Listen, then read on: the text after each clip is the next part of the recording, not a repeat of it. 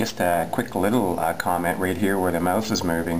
One of the other supplementary benefits of this kind of designation is that will allow you to transfer an asset directly from one person to another, and you therefore would bypass probate.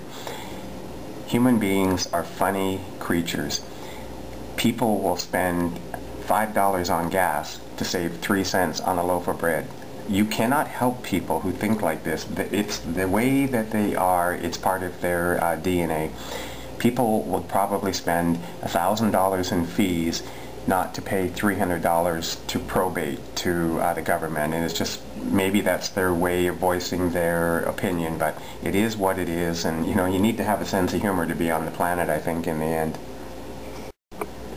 Designating very specific beneficiaries. For example, you have 3 kids.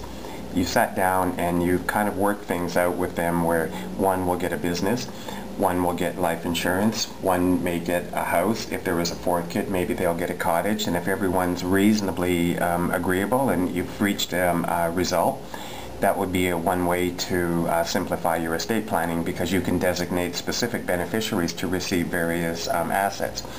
I guarantee you, the one who got the real estate, and we're in for, whenever it begins in Canada, this is now January 2010, we're in for a big time real estate decline that's probably going to go on for 10 or 15 years when it gets rolling.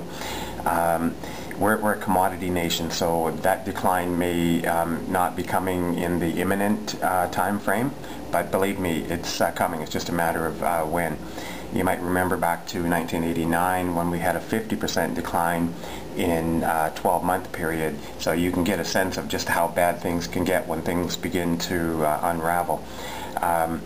So the child who got the house, and let's say that has declined 50%, and someone else who got life insurance saw no decline. Here again, these are called family squabbles, and it makes for a good chit-chat when you're out in the coffee shop. Hopefully you're the one that got the insurance and not the declining property value. Now these specific beneficiaries can relate to insurance, bank account, house, money, jewelry, collectibles. You may have a hockey card collection that maybe you don't think is valuable, but hockey card collection compensation goes in cycles, and if you're in the right cycle, some of these collections can be worth substantially more than people even think. Even old jewelry. Well, gold's not trading at $250. It's gone up to $1,225, and it's currently around $1,100 today. Probably before this bull market in gold is over, it might be in the $5,000–6,000 range. So I mean, that makes jewelry a pretty valuable item.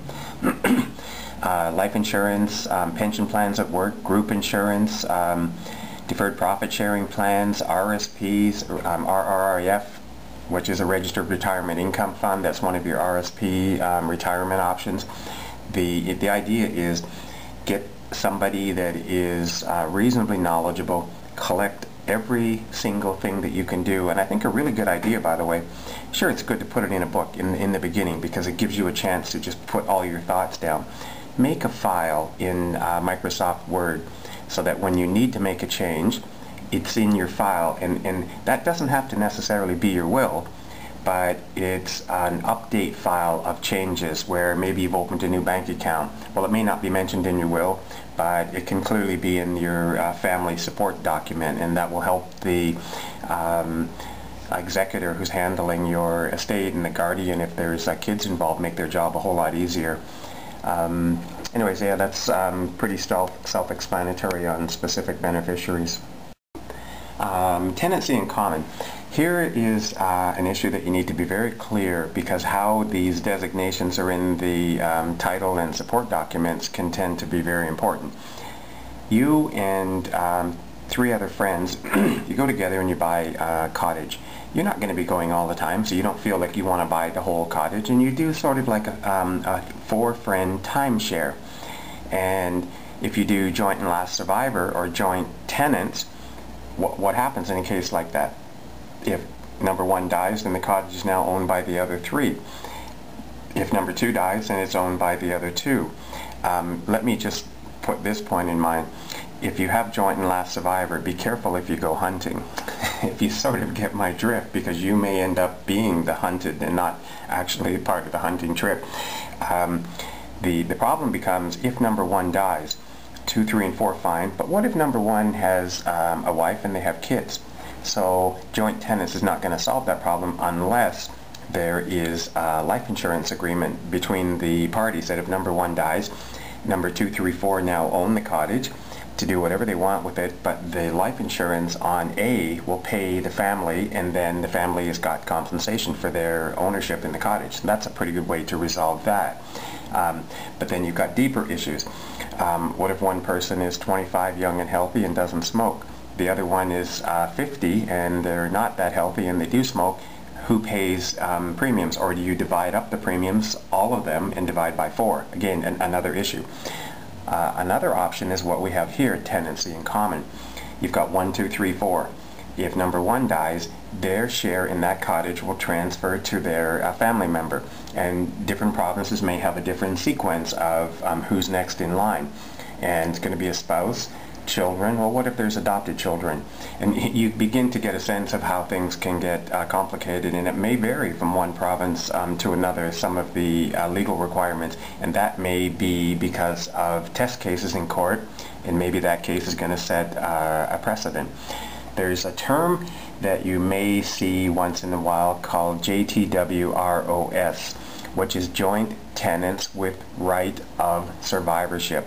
That's the joint tenancy, or not this example here, tenants in common. Joint tenants means A dies, B gets A's interest. Tenants in common means if there's A and B, B dies, B's family will acquire their interest. So it's really important to be clear between the two different designations. Now a little comment down here. People are just loath to pay the government any money at all. Like, probate means that you are going to pay a percentage of your estate to the government in fees for doing court documents and paperwork, and just, you know, they're there and you're gone, so they want to make a fee off of that. That's just kind of the way it is. And the way the economy is going, and this is January 2010, we're in for a vicious economic down cycle, and it began in 2008, and it's got really an awful long way to go. The U.S. is just basically crumbling right before your eyes. If you want to get a sense of what happened in the days when the Roman Empire was so powerful, and how did they actually get defeated?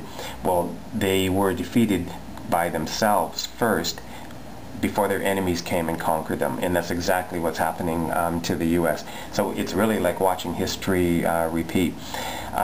So this issue about probate, one of the ways to avoid that is leave things to people direct. A husband can leave property direct to a spouse.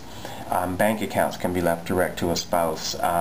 Stock portfolios, cottage property, and then when the spouse passes away, then you would have a tax issue that you're going to have to deal with.